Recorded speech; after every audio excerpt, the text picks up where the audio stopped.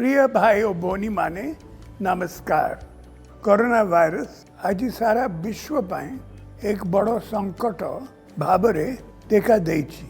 एही संकट द्वारा आमर गरीब लोकों को जीवन जीविका विशेष भावरे प्रभावित होउछि। आमर गरीब लोकों को कल्याण पाए मु आज 2200 कोटी टंकार पैकेज घोषणा करुछि। खाद्य सुरक्षा योजनार सबु बेनिफिशियरी मान को राज्य सरकार 3 मासर राशन आगुआ देउछंती।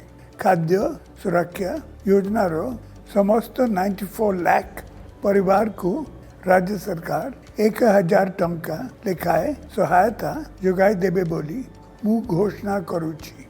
एथिपाई 940 कोटी टंका खर्च हेबो। आमर विभिन्न सामाजिक सुरक्षा योजनार 48 लाख बेनिफिशियरी मान को 4 मासर भत्ता आगुआ दिया जाउछि। एथिपाई 932 कोटी टंका खर्च हेबो। सेही परी आमर 22 लाख निर्माण श्रमिक को राज्य सरकार 1500 टंका लेखाए सहायता जोगाई देबे।